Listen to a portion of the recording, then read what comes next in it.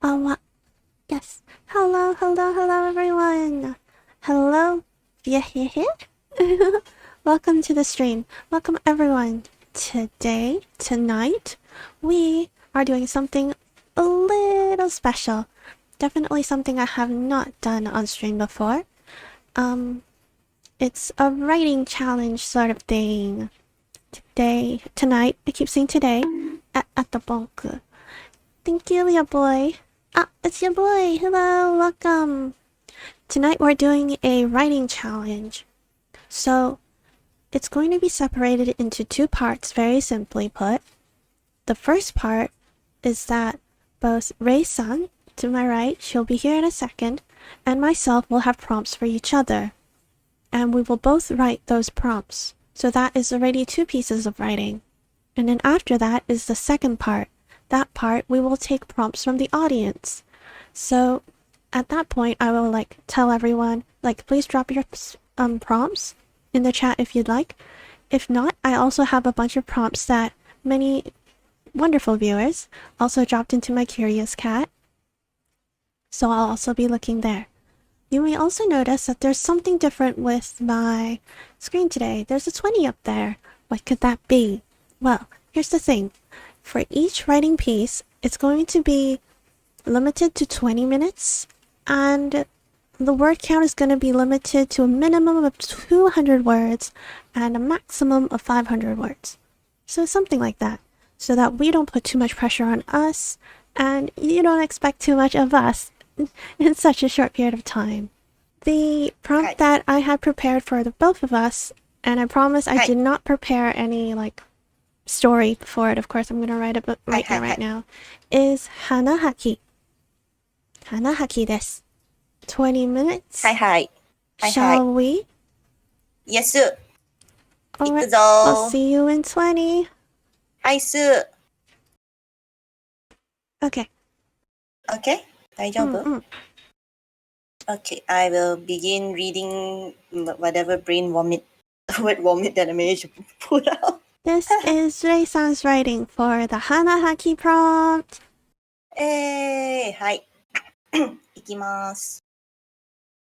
The Hanahaki disease. A disease that was absolutely illogical. How did flowers grow within one's lungs due to unrequited love anyway? To begin with, the organ was not capable of having plants grow in them. It just made no sense. The cure, even more so. How does having one's feelings of love reciprocated have the flowers that grew disappear? And for those who chose to undergo the available treatment, how is it that those flowers being removed equate to completely losing those feelings for that person to begin with? Yet, stories were prevalent about people falling victim to the disease. A great many shared tales of how their feelings were returned, thus healing them from their ailment. But even more shared tales of choosing to let go, because it was too painful to see the one they held a candle for be happy with someone who was not them. With thoughts like these, Emily never thought she would be someone who would later cough up a petal. It came as a surprise. The petal coming out from between her lips after a bout of coughing she had simply thought of as having water go down the wrong track. Emily, she heard her friends exclaim in surprise, or perhaps they were shocked. She was not too sure. Knowing that she had strong opinions on the Hanahaki disease likely made them mistakenly believe, like she did, that she would not eventually have flowers grow within her lungs. It's fine, she said, a tone of finality to her words. I'm fine. This meant nothing. A simple fluke. She was certain that whatever case of feeling she caught, she would lose it quickly enough. After all, it was just the one petal. But one petal became two. Then four. Then a whole rosebud came out of her mouth during a coughing fit, and even the most hard-headed person would have to concede. She had to admit it to herself now. She was afflicted with Hanahaki disease. However, she had no idea whom it was she fell for. This was a predicament that she never expected to find herself in. What a pain. Hi. Pachi, pachi, pachi, pachi, pachi, pachi, pachi, pachi, pachi, pachi. Pachi, pachi, pachi, pachi, pachi. ありがとうございます。はい。A very direct. はい、みんながパチです。A very direct take on it. はい。a very Emily, there we go. Emily must Yes. be a very, what's the word? Down to earth person. Yeah. As I wrote it, I was kind of like, wait, I need a name for this person. I didn't even bother with the name. And now we have Zane-san being amazing with her writing. Nope, Woo! nope, nope, nope. Okay. Hanahaki. This sensation has been with them for as long as they can remember. There was the mindless noise of the trains, the birds that lulled passerbys into false sense of security, and the printer that rang a long, monotone screech. Hey, hey? A hand taps on their shoulder, and they spin around, jolted from the blue skies where everything was quiet, peaceful, painless. They couldn't exactly process what it was that passed before their eyes. Jewels? The colors of the rainbow? Or the bells that tolled thrice on the rainy pavements of the cemetery? Whatever it was a shade too brilliant for their eyes, for their heart, and for their fingers to be able to grasp onto. Upon a chain of rusted locks, another falls into the pile, and with a soft click, the 10th one seals shut. Their lips open, parting into a smile. Hey? Are for horses, they respond, brushing the warm hand from their shoulder with their own. Warmth was a luxury for the living. A group of privileged beings who were able to reach for a love in their life that would fill the longing emptiness of their being. Beings that would not laugh away the worried words that ring in their ears from the one existence that meant every drop of blood within their systems. Beings that could wear a genuine smile upon their face when that light in your life reaches out, holding your wrist tight. What's wrong? Please. Something's going on and you're not telling me. And you're worrying too much as usual, you would say, pulling away your hand and then excusing yourself for the rest of the day. And as you rush down the steps from the workplace, that's fine, past the people who won't spare you another glance, you would feel it rising to your throat. Love. Love is a burden. But when it was carried alone, it becomes terminal. The sensation has been with you for as long as you could remember, and apparently the number 4. Pachi, pachi, pachi. Apparently, the number 4 was important in your. I don't know. It's important to the lore. It's important to the lore of this character who Indeed. has this sensation of Hanahaki for as long as they could remember. Yes, the number 4. The number 4 is important. Let's spin a lore out of this. The older she got, the less sure she was about anything. The older she got, the less sure she was about anything. Okay, this is. I typed anything as anything. Anything. Anything. It's okay lah. We're in a rush lah. もう満タイ啦。冇問題啦。行くぞ。はい、3、2、1、 2、start. I have 6 whole minutes, but I'm done. So instead of writing a totally original thing, when I read this prompt, all I could think of was Higurashi. So I wrote a fan fiction. I wrote a short fanfic travel for Satoko and Rika. If you've watched the latest season of Higurashi Go, you would be able to understand what's going on. If not, please don't spoil yourself. Or if you don't care about the anime of Higurashi, then that's fine.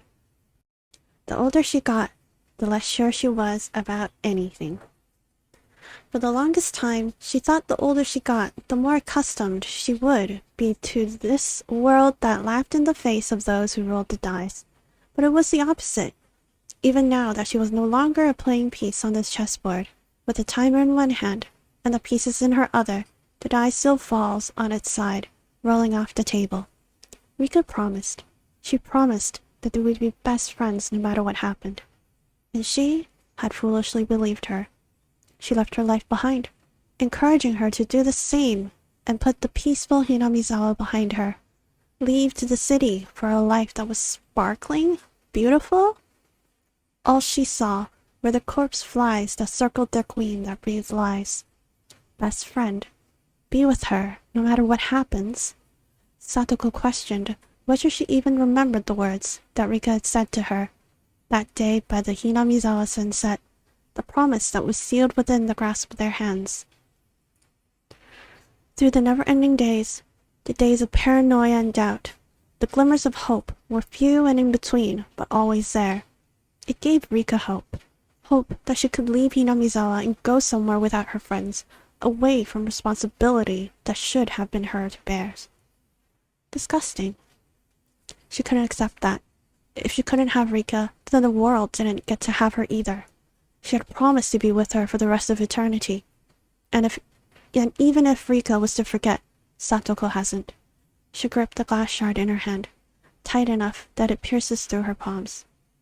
She would make Rika see and adhere to her promise. Even if there was a voice, a quiet hum in the back of her head that told her otherwise. It was too late to be uncertain anymore. I forgot to be uncertain. There we go. Pachi, pachi, pachi, pachi, pachi, Pachi, pachi, pachi, pachi, pachi, pachi, pachi, pachi, pachi, pachi, pachi, pachi. pachi. The older she got, the less sure she was about anything. How did she manage to get to this point in her life? Surely she must have had some form of motivation to be able to power through the stages of life she had gone through. Adolescence, puberty, going through school, then college, getting a degree, a job, falling in love, falling out of love, knowing new people, losing touch with old friends, then reconnecting with them, getting hurt, healing, helping others, and being helped herself, learning to fall in love again, all in quick succession. That did not answer the question though. What happened to the motivation she once had? Brief pause because I had to comment on the surah going off again. I can hear it. Just suddenly, oh. I was like, oh. You know, the call for prayer is really loud. I think Yeah, it's part of because it's still lockdown here, so it's like everyone needs to hear us. it's okay. Anyway, continuing. Mm-hmm. The need to excel gradually dialed down into a simple want to survive. That spiraled downwards quickly into a deep dark pit that took all her energy to climb out of. Staying out of said deep dark pit was another battle entirely. In the midst of all that, there certainly were bright spots, hope spots, as she took to calling them, because the memories that created these spots gave her the ability to carry on. Some days, it gave her so much energy she did not know what to do with it. Other days, it was barely enough for her to focus. But these spots still gave her hope, so she never changed the moniker she gave them. However, these spots were not enough to keep her drive, her need to leave, going all the time, which is how she found herself entertaining this thought again and again, repeatedly, as days, months, years, she was not sure, went by. Was she sure about her path in life? Nope. Could she do a certain thing decently well? Probably not. Is it possible for her to be capable of something she once did? Maybe, maybe not. Who knew, really? On the contrary, was there anything she was sure of? Someone asked her that before. She just could not recall who. What was her answer at the time? Ah, yes. Perhaps there was. She could barely recall telling this person, whom she was not sure she made up when the deep dark pit was more foreboding than before. It was the fact that when one believed in themselves, even if it was just a half-hearted thing, well, things turned out for the better. Slowly, gradually, but surely. Even then, who's to say she was sure of this anyway? Hi. Hi. Pachi, pachi, pachi, pachi, pachi, pachi, pachi, pachi, Pachi, pachi, pachi, pachi. Pachi, pachi, pachi. So, you want the she didn't know she was dead? Yeah, I guess. Then let's go with that. Hi. Start.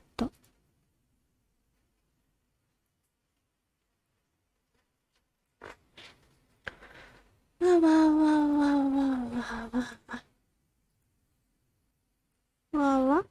you go. I can see you guys again. I can see my own page. She didn't know that she was dead. What a prompt, what a prompt. Hawa hawa. What to do, what to do.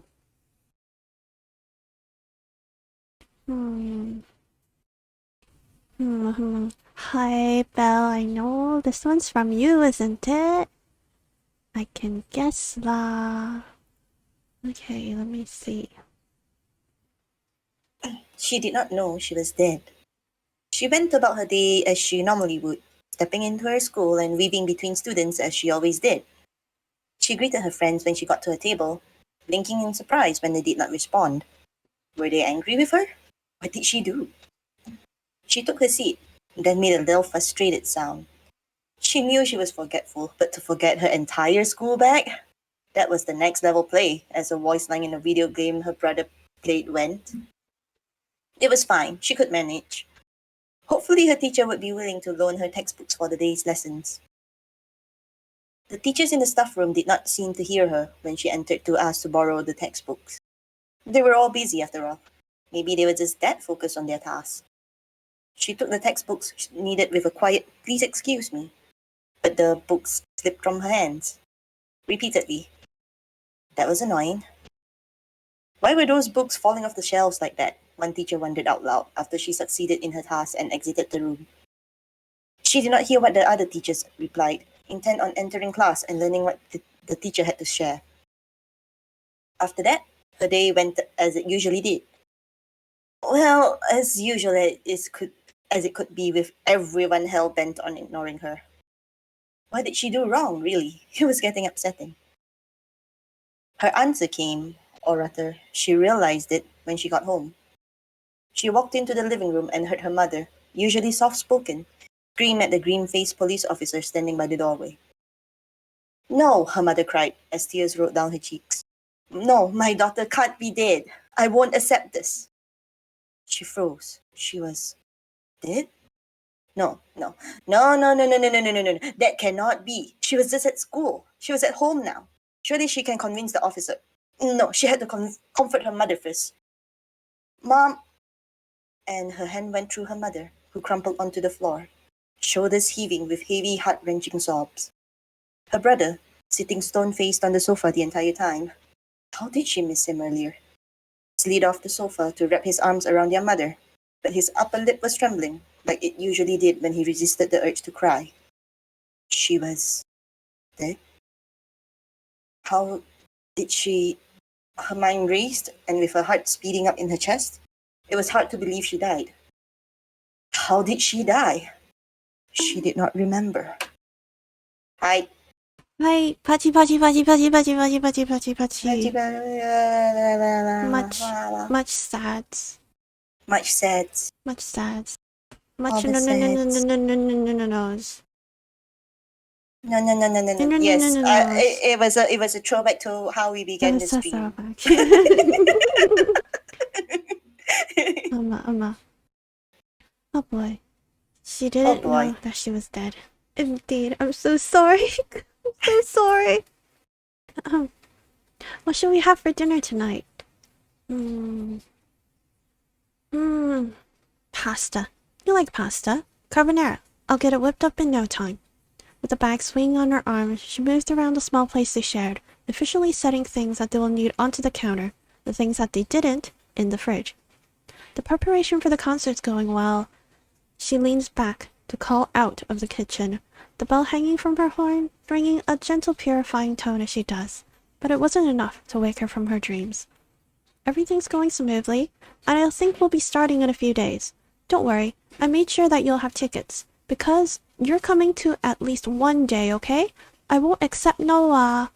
She looked away from the door to what she was focused on.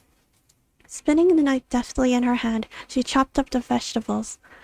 That they had to eat healthily, setting them aside, then the pork. Everything was seasoned, no pepper, because her queen demanded no pepper. With a clean part of her hand, she brushes the green strands behind her ear. She herself liked spicy things. But if it was for someone else, for that one specific person outside in front of the TV, she could tolerate a lifetime without it. The smell of dinner wafts out of the kitchen, trailed out from an abundance of love, mixed and seasoned with commitment, and served with unwavering loyalty and blindness. A blindness of the heart often started abrupt as life slipping through our helpless fingers. Dinner's ready. Walking out with a tray of 2 plates, drinks, utensils, she sets it on the small table between the couch and television. You should sit on the floor less. The couch is right there, she scolded, while sitting at the table and taking a seat on the floor beside the immobile figure. With her elbow, she gives the other a small nudge. Your favorite. So let's eat, and maybe we can do some karaoke tonight. She picks up her plate, swirling the contents with her fork, and lifts it to her mouth, unaware of the flies and maggots that accompanied their meal. Or perhaps she simply refused to see it. The decaying flesh and weight from her side falls onto her side, and the bright yellow creature, lost within their world, smiled at the corpse beside her. I know, I cooked it really good tonight too, didn't I? はい、終わりです。バチバチバチバチバチバチバチバチバチバチバチバチバチバチバチバチバチバチごめん、遅刻した。バチバチ。ごめんなさい。Alright, that's my choice. Okay. The sunset was warmer than the day itself. Alright, timer is set. See you in 20 minutes. See you in 20. はい、終わりです。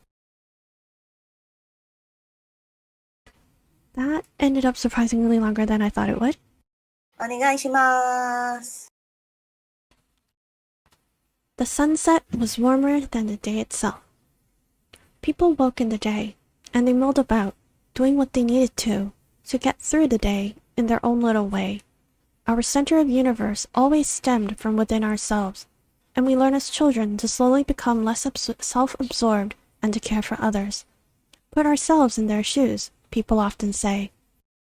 But what if those shoes didn't fit? What if these shoes that everyone tells you to wear, to try on, to see, were never things you understood? Even when you managed to understand them, they became nothing more than brown muddy shoes, their soles on the edge of falling off. What do you do then? You smile, of course, play the fool. You step into the day like the other people do, fearing that one day they'll see through the mask you put on, while seeing through all of their little dark corners that they call secrets and skeletons. They would never know what you hide behind your smile, but that was just fine.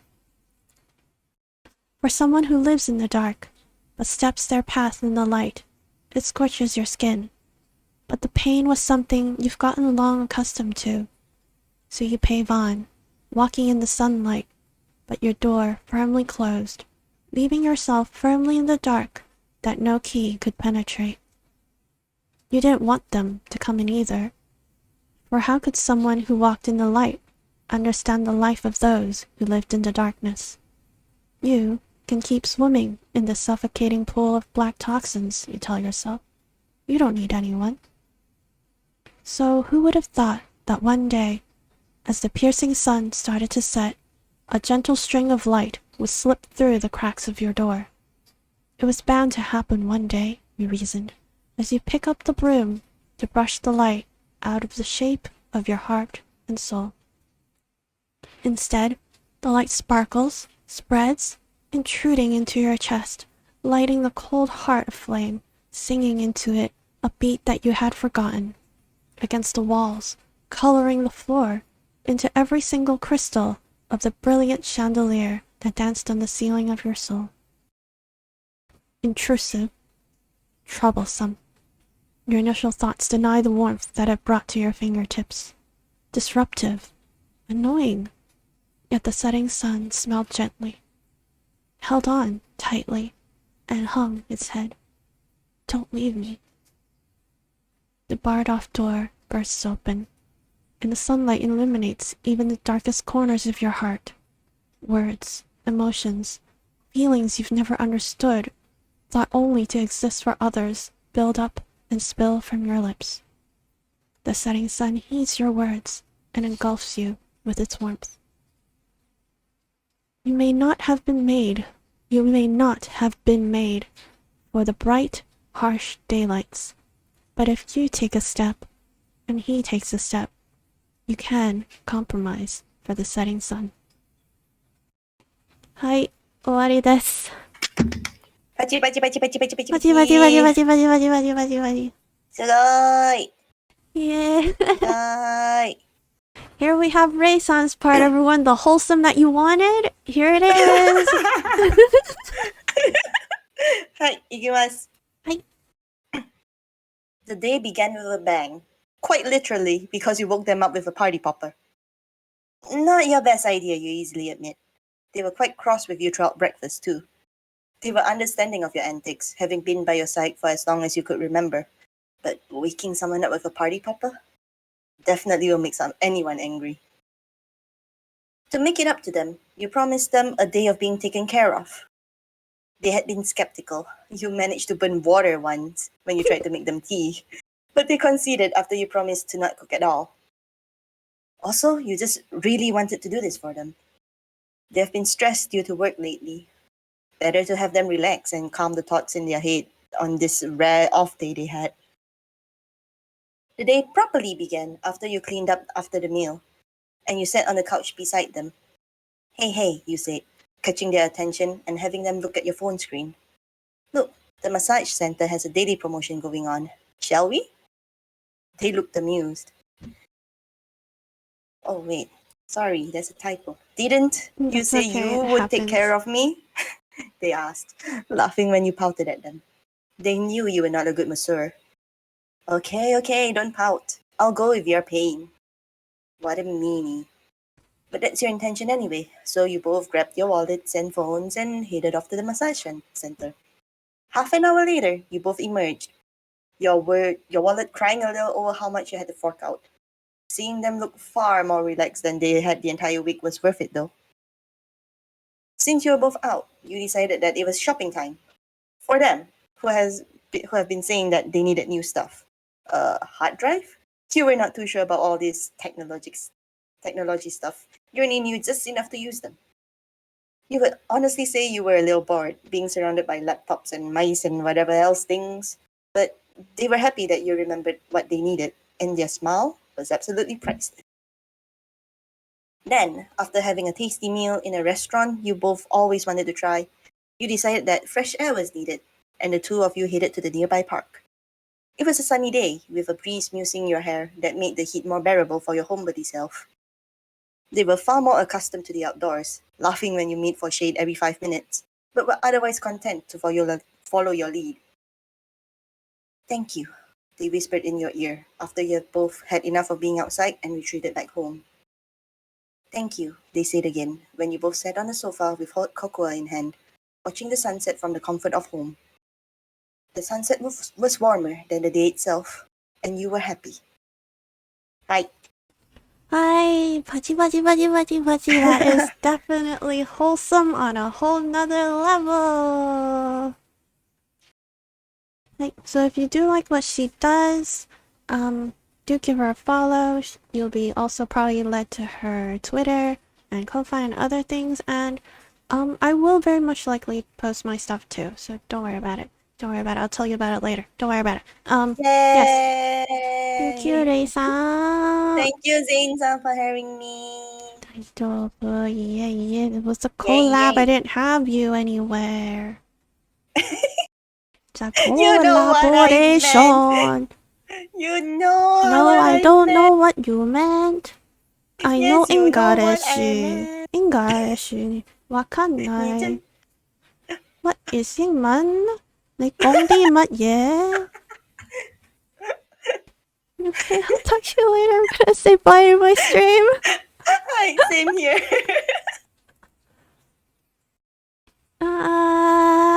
Savannah, the stream is going to be unarchived.